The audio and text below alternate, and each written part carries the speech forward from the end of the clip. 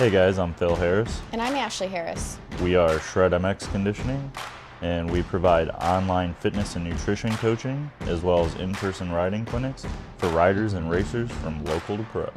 Now, we're racers ourselves, so we'll be talking about all things moto on this channel, from motocross, fitness and nutrition, injury, prevention and maintenance, local races, amateur nationals, pro events, current happenings in the sport, and everything in between. So whether you're on the road or in the garage, turn it up and enjoy. This is Shred MX Shop Talk.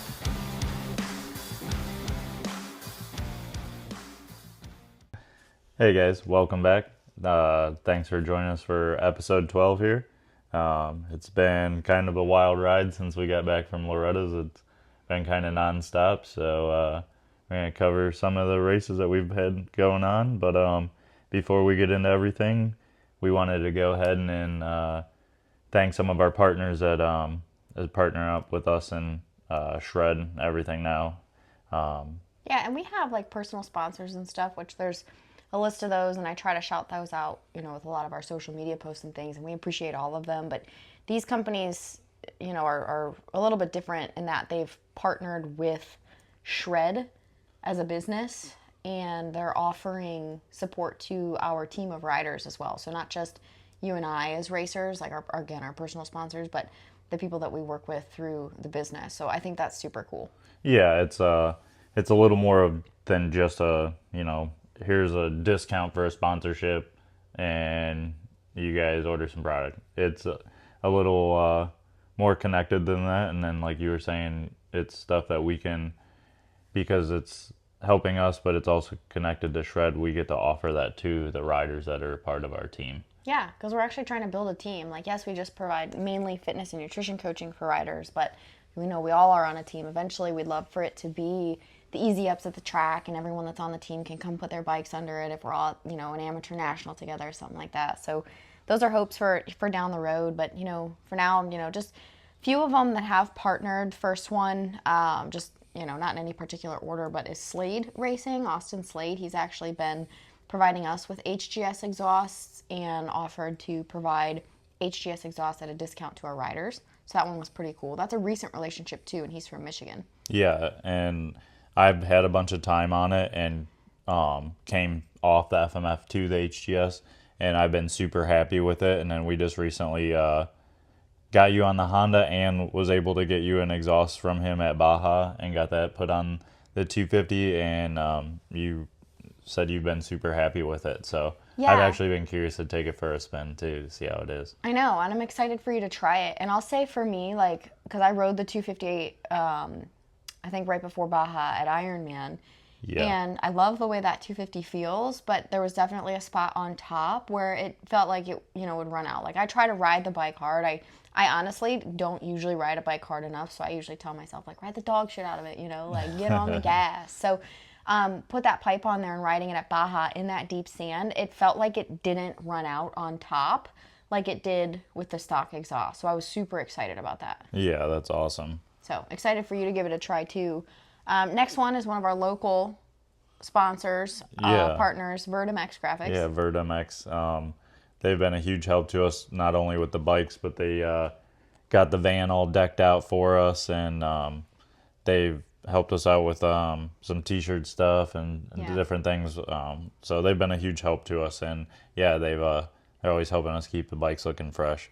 And then next we want to give a big shout out to Smooth Speed Corey over there, always helping us out with tires and wheels, any little parts I need for wheels, because sometimes I'm bending rim locks and stupid stuff happens. So yeah, he's been a huge help. So if you guys see him around the tracks or anything, if you need anything, even if you just need him to come by and check some spokes or something, he's always down to help. So super good dude. And I will say the biggest benefit, for me at least, probably you would agree, of partnering with him from a personal level or with the business, tire changes. He'll change your tire. So, I mean, obviously you have to be local to him.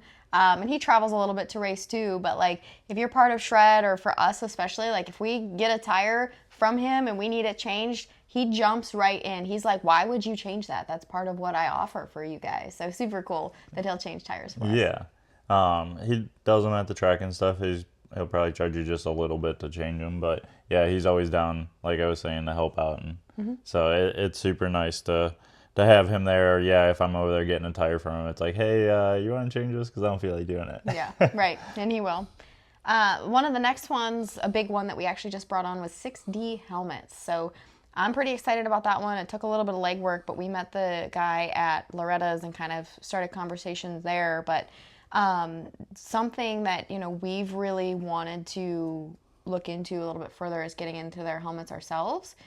And he was super open to that and open to helping out Shred MX as well. So kind of a super special program we have with him, partnership that we have with him, because they don't do that often. Yeah, I'm super excited about that, and it was something that we had talked about in the past, and yeah, I'm glad it's worked out, that it's something that we can get ourselves into, and then we'll be able to offer it to our shred riders and everything. And yeah, it's anyone that's listening to this, it's a little sneak peek to the future of what we'll be wearing on our heads at the races. Excited for that for sure.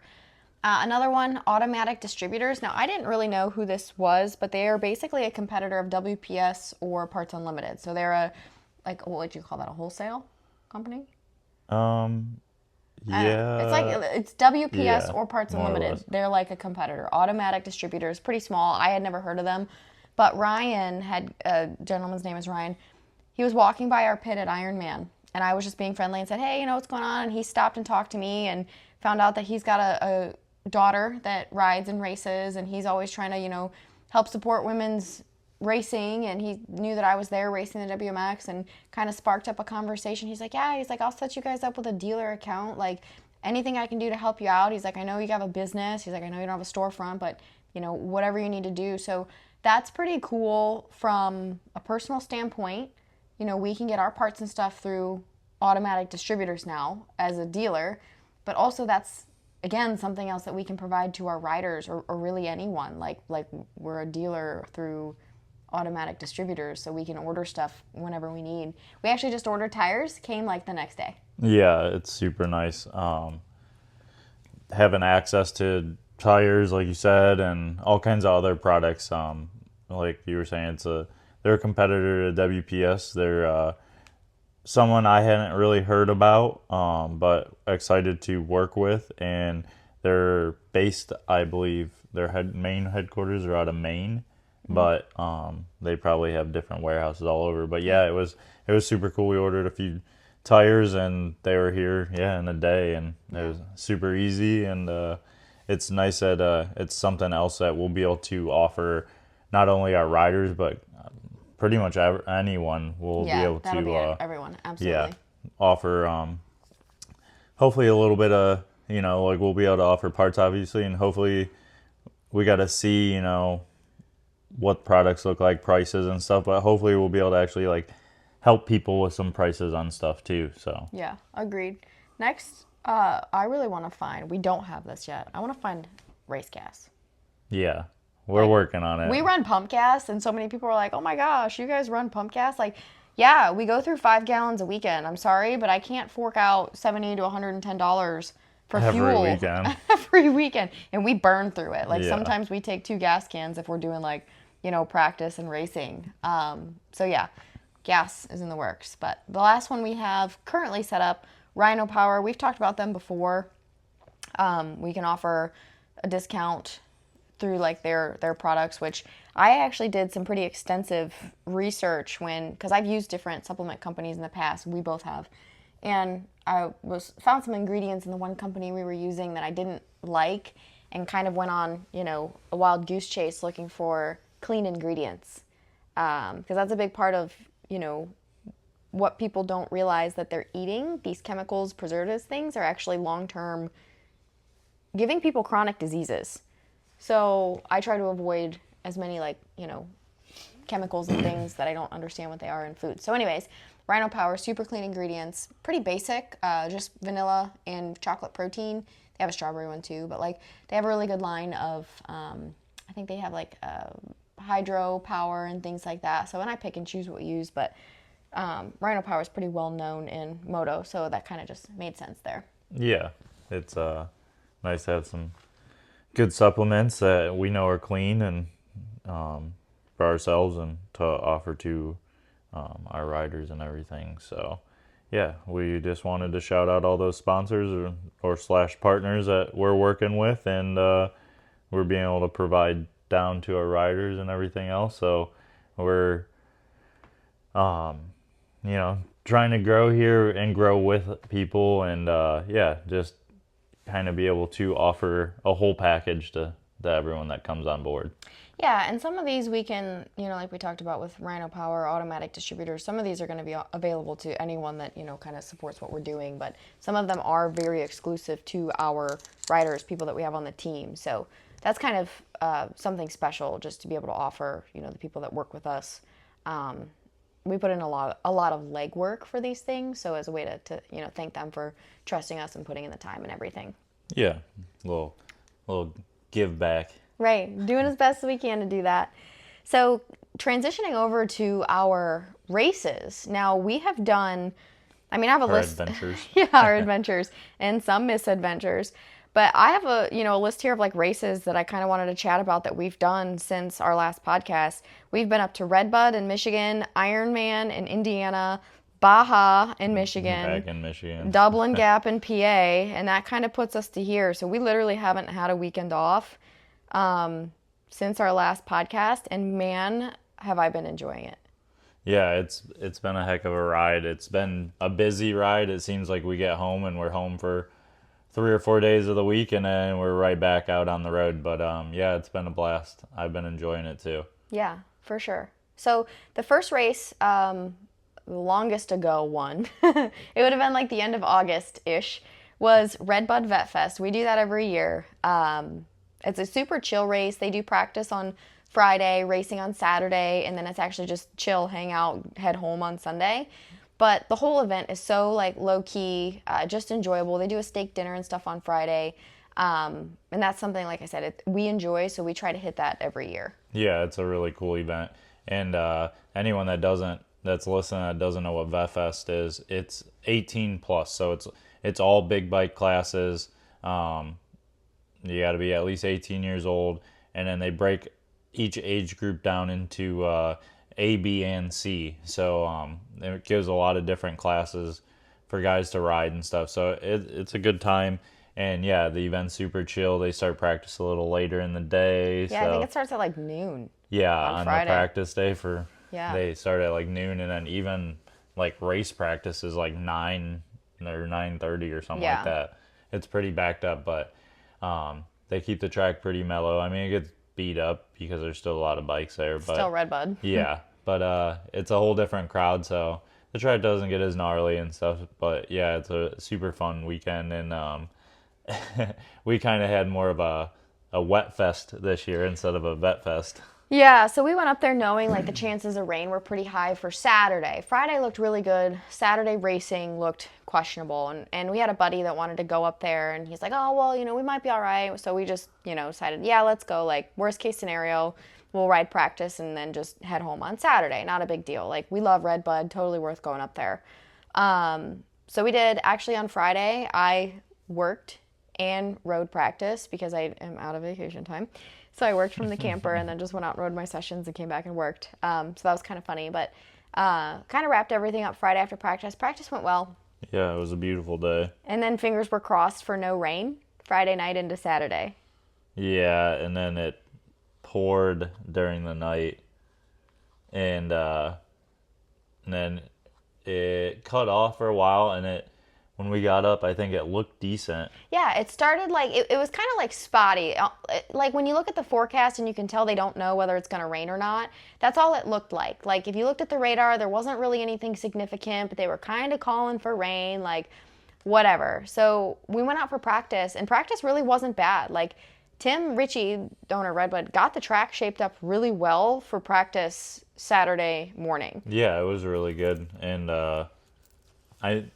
I mean, I think I got like a light sprinkle while I was out there, but overall, yeah, the track was super good, and especially for the rain that we got overnight and everything. Yeah, like storms. Yeah, It stormed. heavy storm. So, And then I was earlier motos in the day. I think I was like 6. Oh, I don't even remember now. I was moto 6, and I remember we got through practice, and I was getting ready to go up for my first moto, which I believe was the 30 plus moto. And I was pulling my bike off the stand and pushing it out from under the easy up, and it let loose. It started pouring because you like kind of jogged back under the easy up, and I was like just standing out there, and then I'm like, well, I'm gonna go race in it, so I might as well just get wet, whatever. I think you were moto like 5 and 9 because I was 10 and 13. Okay, there you go. Because I remember mine were pretty close together, and I was right after you because I was on the gate. Yeah, so Typical. right. It started dumping, and then it actually stopped and cleared up. So that 30 moto for Moto 5 was a little bit slimy, but I don't remember it being terrible, but it had stopped raining at least. Yeah. And then right back up for Moto 10 for women's, and it was actually starting to, like, the track was starting to shape up and dry up, and, like, I mean, it was definitely thick, like how any track gets after it rains and then stops and then bikes are on it. It gets thick for a minute before it gets good. But then in the middle of the women's moto, it started raining. Yeah, it started raining a little bit. It wasn't too heavy, but like right as you guys were like finishing. And you're on the line. Yeah, I was on the line for my first moto. I think it was 35A. I could see like out to the, I don't know which direction it would have been when we were sitting there, but out the one direction, it just looked like this sheet of rain, like heavy rain coming at us. And I was sitting there, and our buddy that was with us was holding an umbrella for me. And anyone that's been up to Redbud, you would know that they use a stoplight to do the gate. Well, the red light was on. They were getting ready to start our race, so I told them to pull the umbrella back from me. Yeah, it was raining, and by the time we actually took off from the gates, it was straight pouring. Pouring, yeah. So I think we ran like a good 5 or 6 laps because it seemed like a decently long moto. I want to say 5 maybe. Yeah, but it was coming down pretty heavy. It was, because I pulled off the track and was sitting there watching you, and I was just drenched. Like, I was already wet from riding in the rain, but then like it was pouring, and I'm just sitting up there soaked. Like, it doesn't even matter now. Yeah, it was puddling pretty bad. It was puddled up pretty bad by the time we finished our moto. It was pretty wild. Yeah. So then you got done. You were soaked. I was soaked. You decided not to race the second moto, which would have been. Well, no, I decided not to race the first moto of 30. That's what I'm saying. You're like, your moto. Which was supposed to be moto 13, so it was only like 3 or something after that one. Which we went back and we were like, I was cleaning a little bit of stuff up, and then decided that I wasn't going to race anymore. And then on top of it, partly due to the fact that I had decided to change gear from practice to racing, and it was the last set of gear I had. And it was now soaked. Yeah, I was drenched, like head to toe all the way through. So I decided, screw it, I'm done. And then I'm kind of glad that I didn't wait to do that other moto, because they like took a little time, I think, to work on the track and stuff, like after our moto.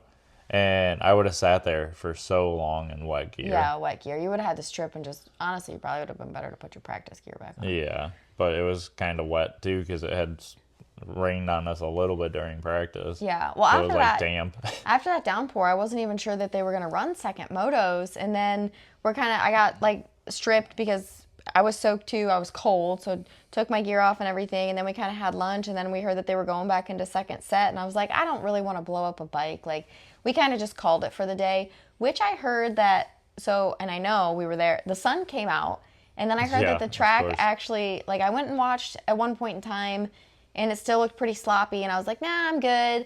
And then I heard that the track actually shaped up not bad. So again, like, we just made a call. We were soaked. Everything was wet and trash. So it was just kind of like, we had fun. Let's head home. And, that was our wet fest experience.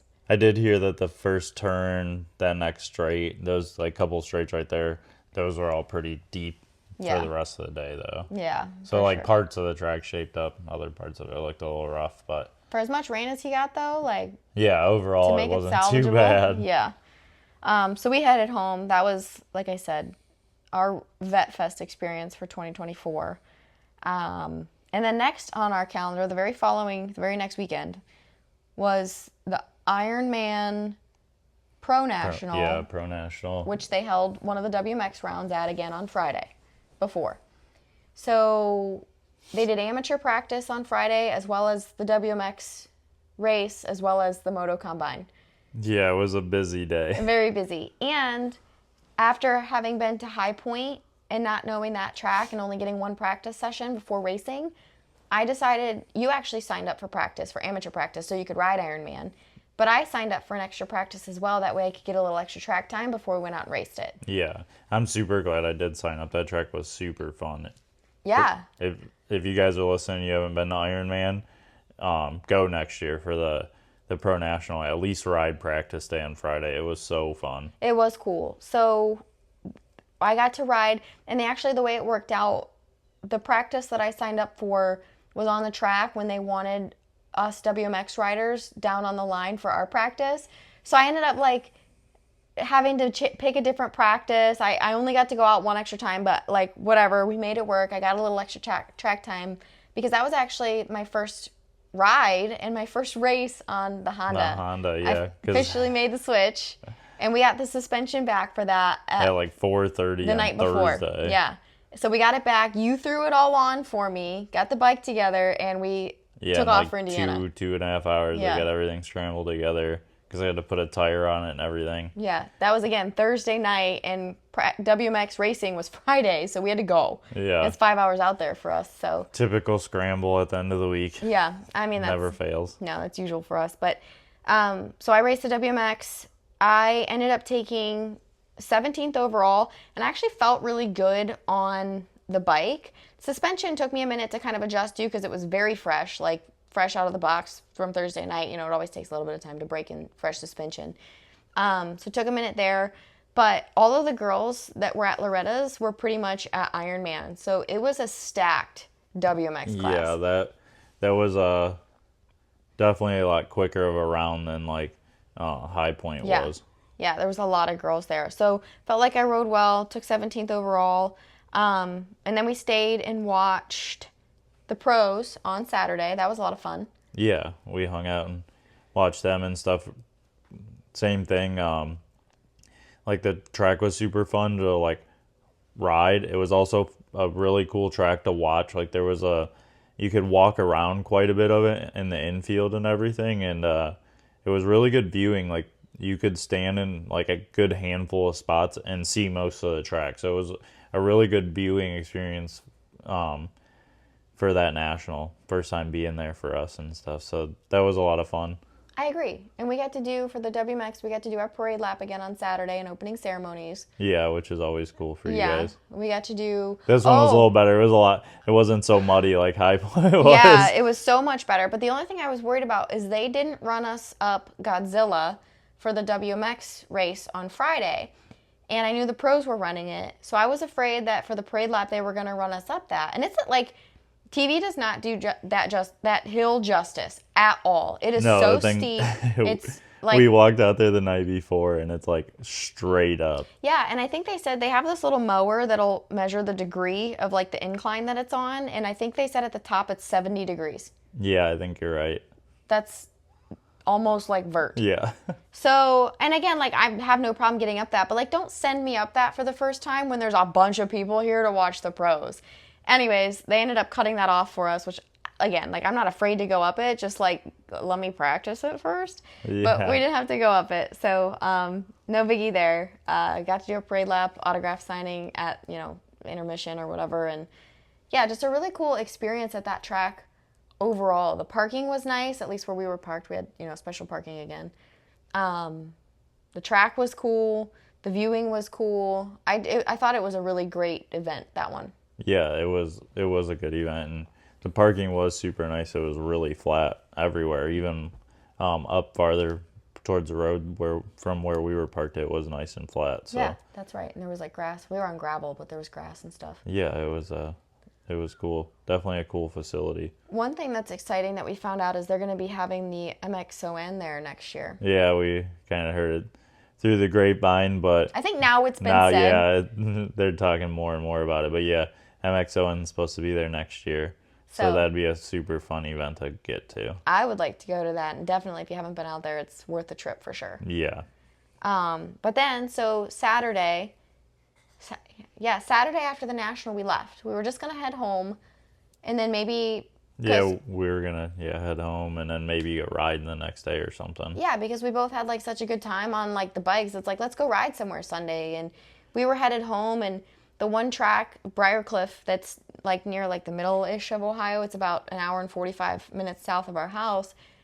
We were like, oh, maybe we'll go there. And we're looking like, well, I was driving. You were looking at the map, and it was like 5 hours home, which we would have got home late, and then almost 2 hours back to the track in the morning.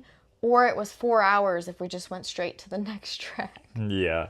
I think it was actually only like 3.5. Yeah. But, yeah, because we were just going to head home because I had only packed a set of gear to ride the practice day. Yeah. We weren't planning on racing Ironman.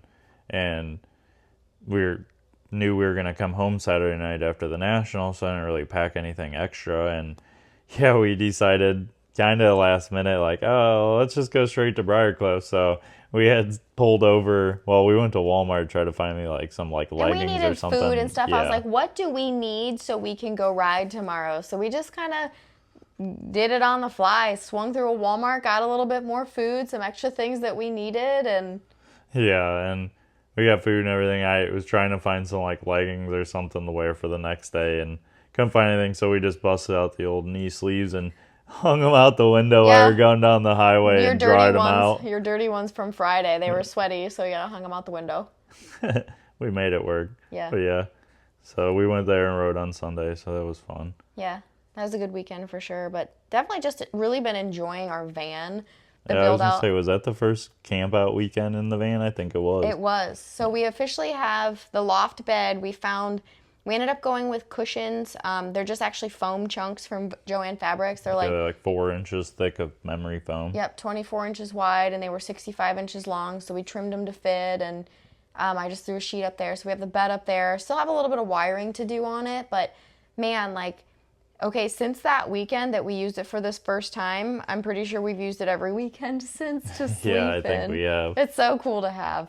It's so cool. It makes it so easy. Yeah, and we keep adding things to it, and we just got some super nice window shades for it, and yeah. So yeah, it's like our mini motorhome, I always call it. So yeah, and it's easy to travel because it's easy to drive, easy just to stop and sleep anywhere in. Like on the way out to Ironman, we stopped and slept in a Love's parking lot. It was funny actually. The Love's parking lot that we stopped at, we were kind of looking for somewhere to park, and there was a couple vans parked off to the one side with a hole in the middle. So you just straight backed ours in the middle. It was like van parking over there. Yeah, I think there was 3 or 4 of us over there. It's hilarious. Yeah, but that worked. So, so Briarcliff Sunday after Ironman, came home, and then so it was at Briarcliff. I think we started talking about Baja the following weekend, the Baja Brawl. We had zero intentions on going because it's known as a party. We are not party people. And me, if I don't get my sleep, for one, I'm not going to race well, I'm not going to feel good, and I'm going to be cranky. So, I've always kind of, steered clear of that event because I was a little bit worried about that. But I heard that as long as you pick, a parking spot that's away from the party area, it's not bad. So we were kind of looking at it, and you were talking about, well, it's a WMX round, you really should go. So I was like, well, if you're going to tell me I should go, then let's go. Yeah, I had been kind of looking at points and stuff, and what girls that were ahead of you had only hit a round or 2 or something. So I knew it was going to get jumbled around, and it would help if you rode some more. And I mean, it's also like we talked about after Loretta's and everything, it's good exposure for Shred to be at these events too. So yeah, we it was Sunday night. Yeah, they closed sign up Sunday at midnight, and we were signing up Sunday at 10 o'clock. Yeah, we decided last minute, all right, screw it. And yeah, they had a couple camp spots still available, and so we just signed up for it and sent it. Now, one of the other reasons we decided to sign up was because it's a Pro-Am. It was a Pro-Am. So after Ironman, again, the WMX round was in conjunction with the Pro National, we were kind of talking about it, and we've talked about this before, you don't have your pro license, but it's maybe now would be a good time for you to get it. So like if we're going to go to a couple of these nationals, at least like you can ride on Saturday, ride practice, see if you can qualify and like maybe even get to race the Pro National, you know, like we're already here anyways. So you started looking at the Pro-Am schedule and saw that at the Brawl was a Pro-Am on Sunday, Monday. So they did amateur racing. They had Saturday, Friday practice, Saturday, yeah, Sunday, Monday was they did amateur a three, racing. three moto format for like the amateur classes. So you did a moto each day. So we skipped that, but you did the Pro-Am, which one moto Sunday, one moto Monday for Labor Day. Yeah. And then the WMX was on Monday. Only. So it kind of worked out, but we figured we'd just do it that way to save ourselves a little money, and we wouldn't have to be there for the whole event and everything. Yeah, our first time for the Brawl. Yeah. So it ended up working out, but yeah, kind of like just, you know, thinking about going to these Pro-Ams, trying to collect your points again. You need 60 points to be able to get a pro license. And, you know, like just coming into it, like knowing that it can take a little bit of time. So we went, got there Saturday night, and experienced, what was Saturday night? The pit bikes? The pit bike championship. The pit bike race. One of the first things that we saw was a dude drop his pit bike almost up against the car. He tried to pick it up, drop it over the other way, and I'm like watching this dude pick up his pit bike. I'm like, this dude is way too intoxicated to be on this pit bike right now. He hops on it and rides away. I'm like, oh my gosh. Yeah, it's definitely an organized shit show there. Yeah. Or unorganized. Very I don't unorganized. know. Depends on how you look at it. Yeah. So Sunday, you got to ride practice at 9:30-ish, 8:30? Yeah, no, it was like probably like 9:30. Yeah. I got to ride practice for Open Pro Sport, and then they told us that they would just stick us into the schedule at certain times. We would just have to check out the running order. So, yeah, we rode practice pretty early in the morning. Track was pretty sweet, and I've actually done the Brawl once before in like 2009, but it was way less rowdy back then, and track was actually a lot deeper sand. It got a lot harder of a base now, but yeah, we rode practice. Track was fun, pretty smooth. And then go up to check for motos, and they put us dead last moto of the day. Like very last, like at the very end of the schedule, just wrote it in, penciled it in. Yeah. So sat around, watched all the motos all day, and got to ride my first moto at, I think it was about 6 p.m. Yeah. on Sunday night. And yeah, it was tough with the lack of track time and the shadows on faces of the bigger jumps and stuff because of the way the sun was setting. And we had a pretty stacked class. We had 43 of us, so that was pretty wild. Yeah, and there was a decent purse. What was it, like 7,000? Yeah, something like that. Maybe a little more. Yeah, and I mean the guys that do have their pro license and are generally, you know, at the Pro Nationals, there's no nationals going on right now. So no. Anyone that's trying to make a little bit of money, you kind of showed up. Yeah, Baja, we had a pretty good group of dudes and a few of the AM kids from Loretta's that just bumped up. So it was a pretty fast class. I got a decent start and was riding all right, just without, I think I got 4 laps of practice and then sitting around all day. We did 8 laps for the moto. It took me a few laps to kind of get going, and then I rode all right. I can't remember what I got that first moto, 24th or something. I want to say you got 21st the first moto. Was it? Yeah, I think it was so. The first moto. Because I think I went 21, 24 or something. For 21st overall. Yeah, something like that. So, yeah, it was tough. And then this next day on Monday, when our second moto was, I was hoping that they would move us in the schedule since they had to add in your guys' motos and everything. And we were dead last moto again, so I raced at 6 p.m. again. So yeah, I got sat to around ride all day. I got to ride practice in both of my motos before you got to race again. Yeah.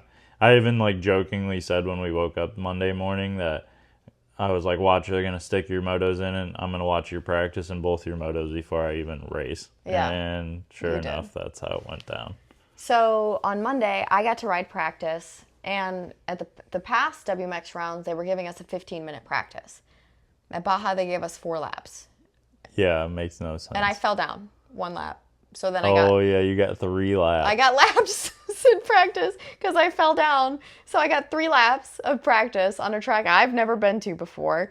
And I mean, there's some decent jumps, but like, I don't know, like if I had more time on that track, like some of the jumps I would want to hit, but with 3 laps of practice and then going into motos, I'm like, yeah, I'm good. Just going to race the track as it is. So 3 laps of practice Monday morning. And then I think our first moto was around, it was in between 8 and 9. Motos 8 and 9. They just penciled us in into. It was very weird. So we had it was like earlier in the schedule. It wasn't too bad for your first one. Yeah, not at all. Track was actually like, I thought it was shaping up decent. We did 15 minutes plus 2 laps because I got a 2-lap board. It had to have been 15 plus 2 laps. So we ended up racing. The front girls made it 10 laps. I made it 9 because I did get lapped. But the first moto, I was battling with a couple of girls around like the 12th, 13th, 14th mark. And like I had made a pass. One of the girls passed me back. And then I was like, oh, hell no. So I passed her back. And I'm like charging, right? And I can hear her back there.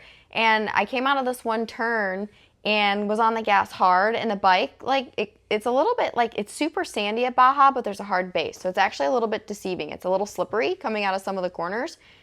So I got on the gas hard out of a right-hand corner, and the bike shot harder right, like the back end kicked out and shot right off the track. And I was on the gas, and I was going right towards a hay bale. Well, like it was close enough to me that like even if I would have let off the gas, I probably still would have like hit it. And because I can't touch the ground, I probably still would have fallen down. So instead of letting off the gas, I just held it on. Like, yeah, I can jump this hay bale. I'm not letting this girl get me back.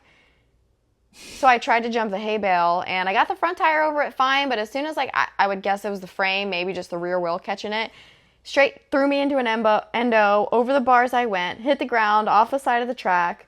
The girl that was behind me is actually one of my friends, and she said she saw it, and she was like, what are you doing? But anyway, so hit the ground, got myself back up and going again, and stayed right around. I finished right behind the girls that I was battling with. I just wasn't as close to them. So 14th the first moto, and that happened like before the even halfway mark. So I was like, what? Like I was just in a battle. Like I was going for it. Yeah, I know. I seen you fall, but I didn't see like everything before it. So I thought you just like got loose like coming out of the corner and bobbled and then just splattered yourself on the ground, and then you come back and you're like, I hit a bale. Yeah, straight hit it head on, like just straight ran into it. So there was that, and then my second moto was again before your second moto. Now that one was between 28 and 29, so there was 20 motos in between. And when we went out for the sight lap before that second moto, I was like riding around looking at the track like, what am I supposed to do with this? Like, I don't know that I've ever seen a track so beat up. Like, they didn't prep all day. And I mean, I think that's part of Baja. That's part of racing amateur nationals. But they would, like, fix a couple jump faces here and there. But there's, like... Yeah, they fix, like, the 2 front tabletops and then, like, where you came out onto the track from, like, the start area. Right. That was about it. Right. So I'm like rolling around like on the parade lap like, oh my gosh, like we got to race this for 15 minutes plus 2 laps. Like this should be interesting. So I was a little bit like, I wouldn't say in my head, and I don't necessarily that I'd call it nervous. Maybe I would say I was a little bit intimidated. Yeah. I know you come back and after that parade lap and you're like, how am I? You're like, it's gnarly out there. Like, I don't know what to do. Which made me super excited because you technically were like 29th moto, and then the way I got added in, I was like 35th moto. So there was a bunch more that I knew were going to hammer on that track before I even got to touch it. And our whole 15-minute moto. Yeah. So. Yeah. So that moto for me went better. Yeah, I told you just to be smooth and try to find good lines and. Yeah, I wanted to be a little bit farther up, but like it took me a little bit to get the track down because like I said, I think I was a little bit intimidated. And then once I found some decent lines and realized like it's really not that bad, like I was okay and could pick up the pace a little bit, but like at that point in time, like It's I was like already almost like culture shock because we don't ride that stuff all the time. yeah, but it's Not that been rough, anyways. no, but it's been super good for me. So I ended up with I think I went 14, 12 or 14, 13. Got 13th overall though. So that was cool. And then you had your second moto. Yeah, late in the day. And then by the time we went out for our pre-lab and stuff, they decided that the two front tabletops and everything, they weren't even, it was the end of the weekend, so they weren't touching anything. Yeah, they're like, no, you guys are, So you'll it was survive. like super rutted out, and then yeah, the shadows were really bad again. It was probably even rougher than the late moto the day before. And this is something that I want to point out because you said this, and I don't think like people that maybe only ride locally don't think about it, but the biggest jump on that track is a pretty significant step up. Like you come out of a corner, you're going up a hill, you hit this massive step up, step over, and it lofts you high. Yeah, it's pretty big. It's I wouldn't say like wide open, but your third gear like probably like 3/4 of a throttle on a 450, and it's a step up and like yeah, kind of like over, but it's like it's pretty blind. Like as you're coming up to it, it's so tall. Like all you really see is the face of the A thing. wall of dirt. Yeah, and then the way the way our moto was that late in the day and the way it faced, the sun was like kind of behind it. So the face of the thing was just a black blob. That's what I wanted to point out. Like, I don't think people think about that kind of thing, but when you're talking about shadows on the track, it's not just like shadows over the holes or shadows from the trees, but you told me both motos, you couldn't see the face of that thing, and faces get chewed up. And that one did. That one had a couple chuck holes in it, or whether it has ruts or whatever. When it's black and you're coming up at it because it's in a shadow and you can't see it, you're just praying that you don't hit something that kicks the bike out funny, because that jump is so big, like it would have been scary. Yeah, it kind of was nerve-wracking since like I had not a whole lot of track time, so like I wasn't insanely comfortable jumping it. I mean, I jumped it every lap, both motos. Yeah, and you said, didn't you say you jumped it on the sight lap? That way you just got comfortable sending it? Yeah, because I hadn't rode all day Monday. So, like, when we went out for our sight lap, I tried to jump most of the jumps just so, like, the body was moving and feeling Send it. But it. yeah, like, jumped that and stuff. And it was, like, in the moto especially, it was, like, nerve-wracking, like, each time I came up to it because it's, like, I didn't know if there was a hole in it or anything like that, especially with how beat the track was. So I was like, each lap I like hit it and like get over it and just almost like take like a like sigh of relief after, and then like ride the rest of the track. Yeah. Kind of gnarly when you think about that, and like how some of the jumps are, and that you literally are just like sending it on faith. Yeah, it's not always my favorite situation to be in, but yeah, we made it work, and we did get a few points out of that one. So it was, Yeah, so like you said, 21, 24 for 21st overall. yeah, I think that's what it was. So with the having a full gate, 43 over 40, I think the way the point structure, the way I was looking, I think I got like 4 or 5 points out of that round. Obviously, like you were saying at the beginning, you have to have 60, which is quite a bit to get, but they do give you an 18-month period that you can use to get all of them. So I was a little frustrated at first with my finishes and everything, but kind of more I thought about it, realized that and kind of chalked it up to not having a whole lot of track time, and we're racing late in the day, so tried to take the positive out of it, and that I still was in the at least in the middle of that big group, and Yeah. we did walk away with like a few points. So And I want to be like real with everyone that listens, because yes, you were at first frustrated, and then you kind of thought about it and like mentally worked through it, and then you're like, when's the next pro-am? But when you came off the track, like frustrated, definitely, maybe a little bit of an understatement, because you looked at me and you told me like, this is like, the dream is dead. I'm done. I'm not doing this. Like, you were that frustrated. yeah, I was just like, I mean, being honest on here, it's tough. Like, I mean, I am, 36 now, and I'm still kind of chasing this stuff or whatever. And just because it's always been like a little bit of a bucket list, but I just never gave it like enough effort You never over the gave it a years. real chance. Yeah, but yeah, it is tough. Like going to an a pro-am, an amateur race, and having that many people and not overly finishing as well as I feel I probably could have or whatever, Agreed. in a different situation. But so it makes it tough because then I start to feel like, oh well, I don't deserve to, go further.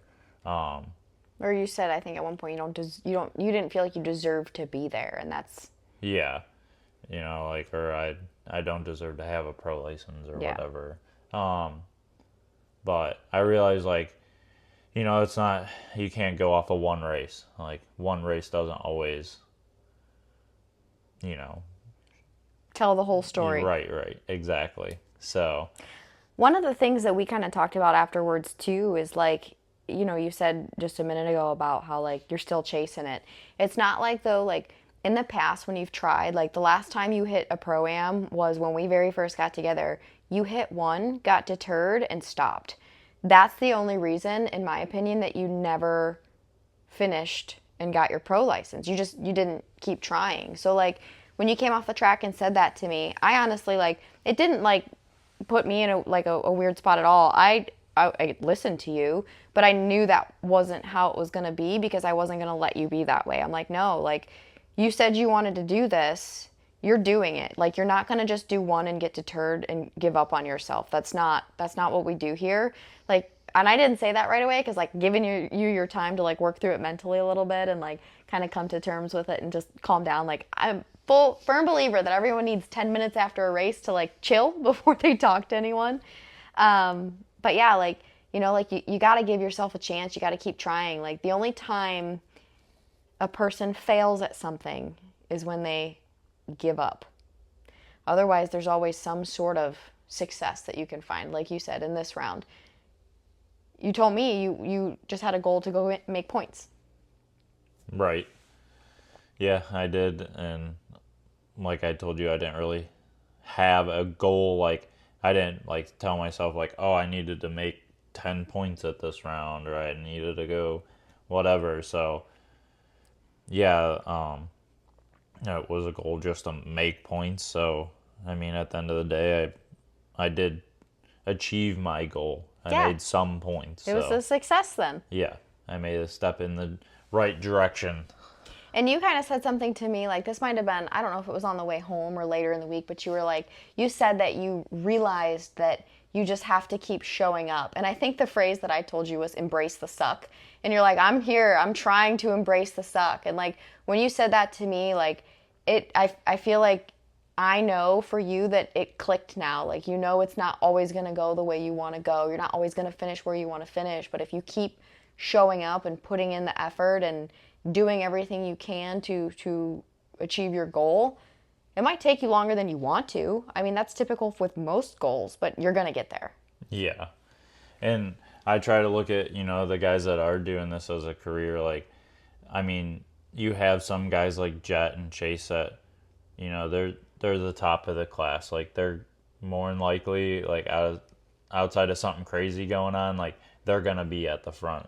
But you have other guys that, like, one weekend they may do really well and get a podium, and the next weekend they might get a 12th.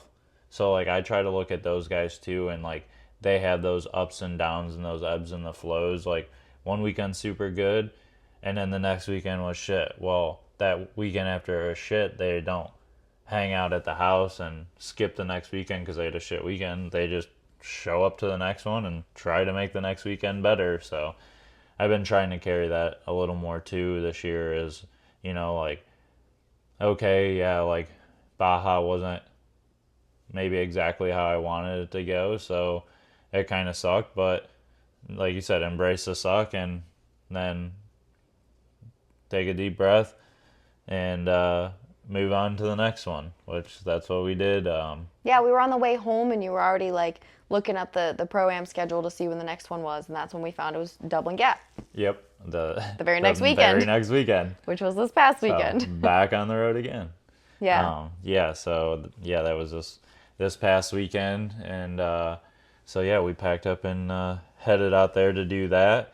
And it was the same kind of like setup. So they were doing, it was like their Yamaha All-Star Championship something or other. So they did practice Friday, practice Saturday, and they had like some fun, like they had a 125 race and something else going on Saturday. Like a Cobra Cup or something like that. And then Sunday racing. And we were like, oh, cool, we'll actually get to practice on Saturday before we have to go race a track we've never been to.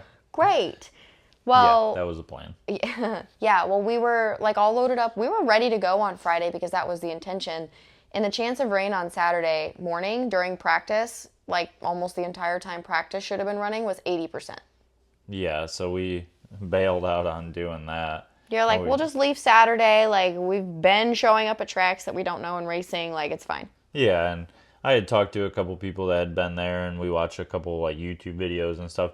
It didn't look like an extremely difficult track. Like, there wasn't any crazy jumps, anything like that. So I wasn't too worried about us showing up and, again, only having 4 laps and then just sending it. So, yeah, we just decided to leave Saturday and roll out there in the afternoon, and figure we get there, check out the track a little bit, eat some dinner, and hang out. Yeah, hang out. That was the plan, but things didn't go to plan. They did for a while, so it takes, 4.5 hours over there. We made it 3 hours, and we're on the Pennsylvania Turnpike. So just pretty much Turnpike whole way out there, which is cool. Like, and I will say, I hate driving through the Pennsylvania mountains. And I feel bad for those people that have to drive them in the winter. Like, no thank you. So anyways, you drove for a while, then we switched, and now I'm driving. We just had the van again. We were going to sleep in it. Again, we're just in there for a night. Not a big deal. So driving through the mountains, we were like, hour and a half away from the track. We were actually almost to a rest stop. We were going to switch drivers. I was like, we'll switch now. Hour and a half left. You can pull us into the track because I also don't do well parking us. Yeah. So I just let Phil park us when we get to track. So I'm like, cool, perfect time to switch. We're 10 miles away from a rest stop, and we're like coming up over, cresting up over this hill, kind of turning left. I'm just cruising along, like there's not a lot of traffic. It's Saturday at like 4 o'clock in the afternoon. And the passenger rear tire on the van blew out while I was driving. And it probably wouldn't have been a big deal had we been going straight. But we were turning left, coming up over the hill. So the weight of the van was kind of like unweighted in the rear. Anyways, the back end of the van kicked sideways, and we are now fishtailing down the Pennsylvania Turnpike in a tall roof transit van while I'm driving. Yeah, I felt terrible for you that you were driving, and then I was also, like I told you after the fact, I wasn't 100% sure that we weren't tipping or gonna catch and yeah, we fishtailed rocket ship over into the median wall. It was hard enough so I think I was in the middle lane. For a brief moment, we're in the fast lane, back to the middle lane, got it woed down, and I'm like trying to get the van under control because that thing, like when it took off, it took off. It's tall and it's big. So I'm holding on, got her straightened out, and I'm like, I can see traffic behind us like slowing up. Thank God there was no one right close to us. And I'm like yelling at you to turn the hazards on because I can't take my hands off the steering wheel because I don't know what's going to happen. So I get us over to the shoulder, and then, okay, so now we have a flat tire. We're on the shoulder. We got the van okay. And now like my heart was beating out of my chest. You're like, are you okay? I'm like, I'm fine. I just need a minute to catch my breath because that was scary. Now, I got my truck a couple years ago on some ice in the wintertime and like fishtailed back and forth on this one road, not on purpose. You were also with me. Back and forth a couple times and literally thought we were going to slide off the road but saved it. And I think, like, I didn't mean to do that, but I think that helped me keep the van under control a little bit. I just stayed super calm and tried to like steer into what I thought I needed to do, and we saved it. It was very scary. Yeah, you did a good job, though, keeping her under control. So. Yeah, that was sketchy. And then we get our bottle jack out to jack it up because we have a spare tire, and the dang bottle jack broke. The van fell off. Yeah, I had the damn thing jacked up, unscrewed the So first of tire. all, the van was too low to the ground to get the bottle jack under the axle because it Yeah, was so low from the tire being blown. We couldn't get it under the axle, so you put it under like the the leaf leaf spring spring. is literally the only spot I could find up under this thing to put it. So I had it up under there, it was fine. Got it all jacked up.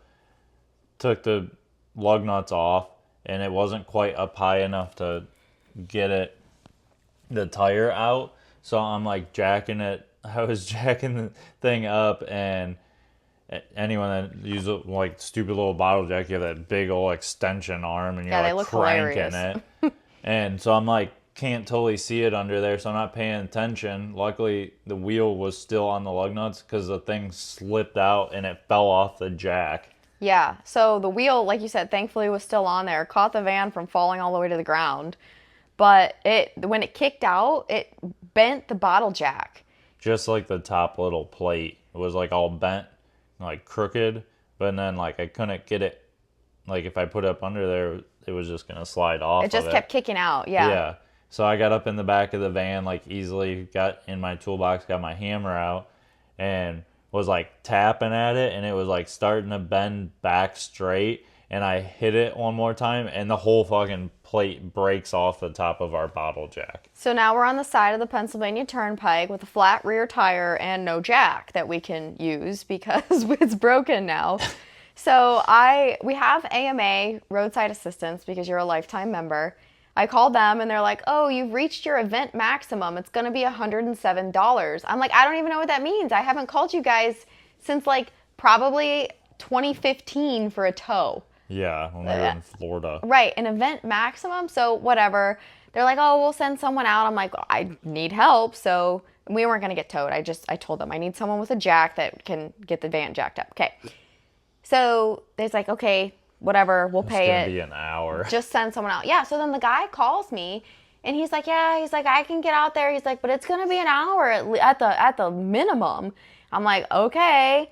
So then I ended up calling our insurance, which is through Geico, and they're like, "Oh, you don't have roadside assistance." I'm like, "Solid, thank you." Doing good. But they sent me an email with like some local companies that I could call for towing. So first number I called, no answers. Second number I called, the lady was super sweet. She's like, "Yeah, I can get someone out there." And she's like, "Not that anyone would tell you, but your insurance company or anyone else isn't going to be able to get to you because they can't send someone onto the turnpike. You have to have a company that works for the turnpike." I'm like, "Oh, good to know." So the guy that told me an hour probably would have never showed up. So, okay. She said that she's sending a tow truck. Great. I'm like, I literally just need a jack. Like, I just need a jack. We can do everything else. Like, we have an impact in the van and everything to get the lug nuts off because we've had enough issues and we use it for the camper. Like, we have all the tools. I'm pretty much prepared. Yeah. Outside of a floor jack. Yeah, I just needed a jack. So she's like, "No problem." They showed up in like 20 minutes in this big wrecker. And of course, they've got a super nice jack and they come out and jack it up. And we get the tire changed or whatever. So basically, we got to pay $122 for someone to come jack the back of the van up. So he even let you put the tire on. Yeah. He made you. He's like, he jacks up. He's like, "Well, there you go, bud," and he lets you. I know, he like lines the tire up and puts it on the studs and everything. And he might have twisted like a couple of lug nuts on. And then he's like, "There you go, bud." He's like, "Go ahead and zip it on." I'm like, "All right." Like, I mean, it's my impact and stuff, but I Yeah. was laughing. I'm like, "All right." Yeah, so thankfully we had a good spare. They did check the tire pressure in the spare for us, which I appreciated because I don't know since we bought that van that I ever checked it, and that was one of my concerns. But anyway, so we paid $122 for a jack that we didn't even get to keep, by the way, just to jack up the van. Yeah, they were there like 10 minutes. Yeah, and the guy told me, he's like, "Oh, you really need to have AAA." He's like, "If you guys travel any bit," he's like, "this would have been free." And I was like, "Okay, well, how much is AAA?" And he told me it's about $90 a year. And I'm like, "Well, this would have paid for it." He's like, "Exactly." So after they left, after we got back in the van and was headed the rest of the way to the track, I actually signed up for AAA because, and we paid a little bit more than $90, but it's for the whole year. I think I paid $170, but that was because I added in the RV and motorcycle. So we have like some premium package. Basically, if anything ever happens when we're on the road to me or Phil, we are covered, and that is totally worth $170. Yeah, especially after paying almost that just to bring a jack out to us. Yes. Yeah. So totally worth that there. Kind of excited on that. But Yeah, we okay. finally got everything, all Yeah. back squared away, and then got back on the road. The And van, and I think the tire blew out. Like those tires really shouldn't blow out. I think they blew no, out because we bought the van with 26,000 miles on it. It's a 21. We just bought it this year, and the tires are original. So there's a period of time that it sat. and we put 10,000 miles on it already. Yeah, and we've towed and stuff with it, but there was a period of time that it sat. The tires weren't bad, like the tread wasn't low, but they might have had a little bit of dry rotting that we couldn't see. I don't know. The tire failed. It straight blew out at the cords. Like it shouldn't have, but it did. So tomorrow we get new tires put on the van because it's a necessity. We are not blowing out another rear tire. No. But anyways, got us back on the road, made it to Doublin Gap at 8 o'clock instead of 5:30 like we were supposed to be there. So now we're making burgers in the dark because I was planning on getting there in the daylight. We would have daylight to cook dinner. Well, that didn't happen. So burgers in the dark, and then we just kind of like ate dinner and went to bed. So Sunday we got up. We actually slept not too bad. Sunday we got up, and they actually have some cool class options up there. They had a 30A, a 30B, a 30C, just like the classes that we'd race. They actually had a 25 plus. I think it was a 25 AB. And then a 25 plus C class. Yeah. So just kind of some cool options that we don't get to see around here. So I actually signed up for 30B and women's, and you signed up for 30A and Open A, the Pro-Am class. Yeah. So then, of course, we go out for practice, and they tell us that I went to the riders meeting before practice started, and they said that every group of practice is going to be abbreviated because pretty much everyone has already practiced except the A class. We're going to give them full practice because a lot of those guys just showed up for today. So I'm standing up at the riders meeting, and I'm like, well, guess I'm going out for the A practice because otherwise I only get 2 laps today. So Yeah, our full practice was 4. yeah. So I went out for the A practice with you. Fresh track. It was deep. It was wet. And It was kind of sick in practice, though. it was. I tried to stay out of the way because I don't belong in like the A practice, but I needed a little bit more track time. And I technically think it was an AB practice. Yeah, but, there was a lot of us out there. It was kind of chaos. Yeah, but I still tried to stay out of the way. And then, okay, done with practice. You're cleaning up the bike. I was going to go out for the vet and women practice, which, again, was only 2 laps, but, like, give me a little bit more time to get the jumps down. There was some dude walking by with running orders. So I'm like, hey, let me see that. Get it. He gives me a sheet, and I'm looking at it. 30A, 30B, and I think 30C were all Moto 1. Yeah, because Tiffany was right next to me, and she ran 30C. Yeah. All Moto 1. So I'm like, solid way to start the day. We're together in the same moto, and we're first moto. So I ended up only doing a lap of practice, and that practice came off and told you because we needed to get our stuff ready. And thankfully, some of our friends showed up from Ohio and parked right next to us. So shout out to Jacob and Charlie Beveridge because they pit crewed for us for that first moto.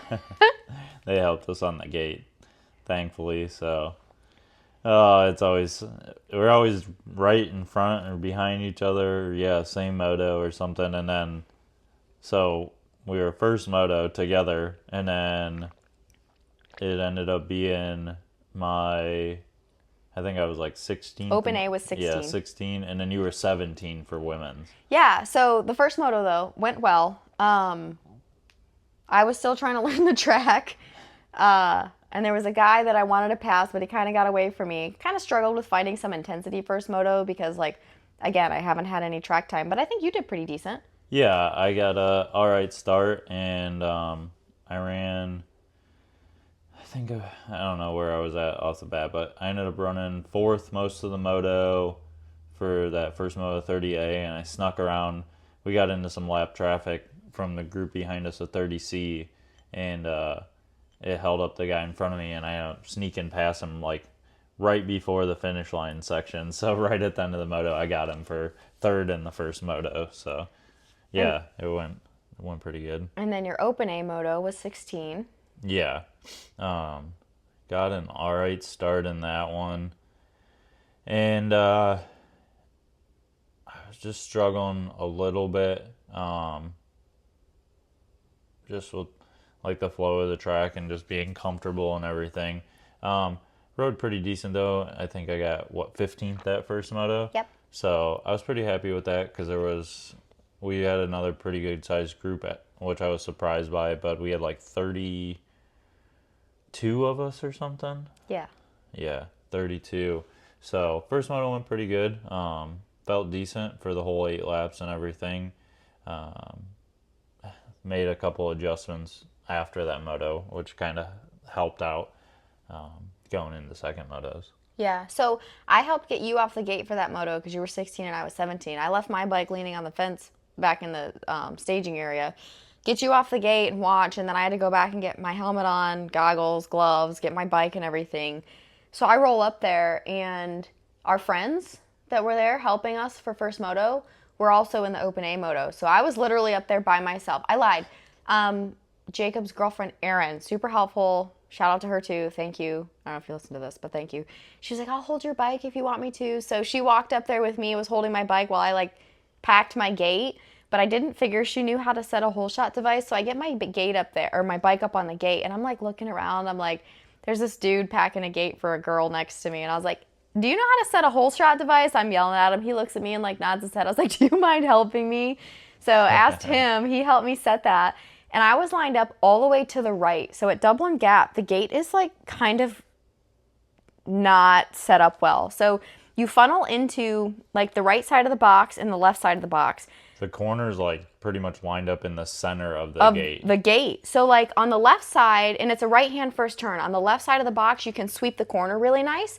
But on the right side of the box, you actually have to come off the gate and turn pretty hard left to get to the first turn and then hang a right. So you end up with people coming like, it's like creates like a big triangle. yeah, at each other in the first turn. And the only gate that was open, because I had a bad gate pick first moto, was that inside. So I'm lined up over there after the dude helped me set my hole shot device. And I'm like kind of looking at the track, not to mention that's the main part of the track. So I'm like, braking bumps I have to go through. I have to turn left, and then I have to turn right and go through a rutted first turn. I'm like, this is terrible. So I watched your moto while you were out there. You came off the track, and they had to hold it up because someone was down. So you ended up being able to come up and like tell me good luck or whatever after you got off. But I took off.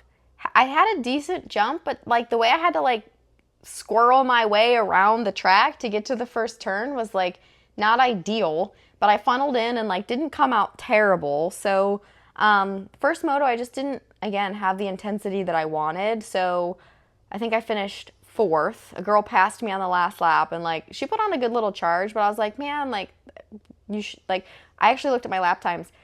She caught up to me the second to last lap and passed me on the last lap. I cut 6 seconds off my lap time after she caught up to me because I was like, oh crap, we're racing. I need to go. Like, you figured out you had to turn the throttle. Yeah, I'm like, you should have done that the whole freaking time.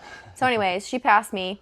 So that moto was just okay, but I was a little frustrated with myself. So then we moved into second motos. Yeah. I think the second 30 moto for both of us was decent. Yeah, it was pretty good. They did a little bit of track prep in between motos, and then we were first moto, so it was like they tilled it all up. All of it. Yeah. It was beautiful. It was super beautiful, but it was like really fast. And it was like a little bit slick for anyone that races. Like first moto prep, it's pretty sweet, but when you're trying to go fast on it, it can be a little sketchy. Yeah. I actually, we were all pushing pretty hard at the front of the pack. I ran 4th the whole moto, just couldn't make a pass, and kind of ended up finishing there. But yeah, washed in one of the corners and dabbled a leg a little bit and tweaked my knee. So Still dealing with that swollen. this week, it's a little swollen. But kind of used to that, so it is what it is. But yeah, still rode out good. Went 3-4 for 3rd overall, so I was pretty stoked on that. And then I went 9-7 for Yeah, 8th overall and that's 30B. yeah, I was you stoked rode well. on that. So bummed I didn't get to really watch you ride because you were on the track same time as me. Or right after, yeah. Yeah. Yeah. And then, yeah, we came around to second moto of Open A, and first moto I had one of the last gate picks, so I didn't have like an overly great gate. Second motos, the gates were actually pretty crappy. Yeah, they were just really like chunked out. Yeah, it was really chunked out, and there wasn't really. I had an alright gate pick having that 15th that first moto, so I was like, all right, cool. Well, by the time we got up there, where like I didn't want to go super far outside or inside, so I was trying to stay in the middle, and a couple of the gates there weren't great. Well, the one I ended up choosing, the rut that I was sitting in was fine, but as you exited out, you could tell everyone was like getting wheel spin or something, and the wheels were sliding to the right, so it was making this weird chuck hole, and I knew I just had to get out You even past asked it. me about that. You were like, "Do you think that's gonna be okay?" I was like, "Yeah, don't even think about it." Yeah, I was like, I was worried. I told you I was like, I was worried I screwed myself. Yeah. And yeah, when the gate dropped, I had her licked, and I just dumped the clutch. And usually I'd stay lean forward over the bar, so it'd just drive straight out of the gate. I intentionally leaned back a little bit, and the bike squatted back and like jumped out of the gate, and I pretty much like jumped over the chuck hole and then just accelerated hard down into the corner. And there was a little bit of carnage down in the corner, but luckily I was on the inside and made it around through, and I was in like fourth or fifth right off the bat. So I was like stoked because Yeah. I got a good start. Yeah, your jump out of that gate was insane. You like launched out of there, like totally missed whatever crap you were worried about in front of the gate, like just gone. So then I'm watching, and yeah, you like come around the first turn in like fourth or fifth, and I'm like, again, gotta walk back and get my bike now because I'm about to be on the gate. I'm like, hell yeah. So I watched for a second. And then, yeah, like just stoked on your start there. So there was like a pretty gnarly crash in the first turn of that second Open A moto. I totally missed it. Someone was like telling me about it. Like some of the dudes like got up but didn't finish the moto. Like some of the dudes that finished up there, the first moto. I didn't even see it because I'm just watching you. Like my eyeballs when you're out there are only on you, like oblivious to what else happened on the track. Right. Yeah, I actually had barely caught it. I only thought like at first, I thought like a couple dudes went down. I didn't realize so many guys went down in it. But yeah, I just caught it out of the corner of my eye. But I was stoked because I was up towards the front, got a good start finally, and I was rolling with those guys. Got passed by a few guys in opening laps, just But bad line selection and yeah, stuff. But when I walked back and got my bike though, it's right there by the finish line. And when you crossed the finish line after the first lap, I counted you in seventh. yeah, I still came through in the top 10. And I was rolling with those guys, feeling really good. And I made it till I think we were like 3 or 4 laps in, and I made a little mistake in one of the corners, and the rut I was in, as you exit it, you could like kind of exit over the top of it into like a secondary rut that they had, like some of the guys had formed, and I was staying under it in the lower one, and my front tire climbed up and over into the secondary rut, and I flipped over. Of course, running in the top 10. Yeah. But I got myself back up and gathered, and I battled, kind of tried to get myself flowing and going again. Battled with a guy a little bit, got around him, made a decent mistake. I didn't like go down or anything, just made a mistake in the rut in the corner or something, and he got back around me, and then I just kind of stuck it there. Couldn't really make any more passes, and rode it out, and went 17th in that second moto, so I went 15, 17, and then because there was so much carnage, it kind of tossed everything around, so I ended up actually getting 14th overall, so I was pretty stoked. Ended up making another handful of points from that round, a couple extra actually than I did at Baja, so stoked on that. I think the way I was looking at it, I think my points total should be at like 12 or something Yeah. already, so After only 2 rounds. yeah, not too bad. So plucking away at it here, and got another one coming up in a few weeks at Pleasure Valley. Yeah. And then, I mean, I had a second moto women's. Yeah, right At, after my moto, yeah. which you guys took off. Well, Yeah. the moto before yours, because you were the second gate drive, took off before I even made it to the finish line that time. Yeah, you were still on the track even when we took off too. Yeah, I was just exiting, Yeah. and then yeah, because by the time I walked through the little tunnel that you go through to get to their gates, you guys had already taken off and were down around the track. Yeah, when that I one walked was. up there to get your blocks. I got to start on the outside that time. Also, the gate that was before us, I forget what. Oh, it was 25C that they dropped before us.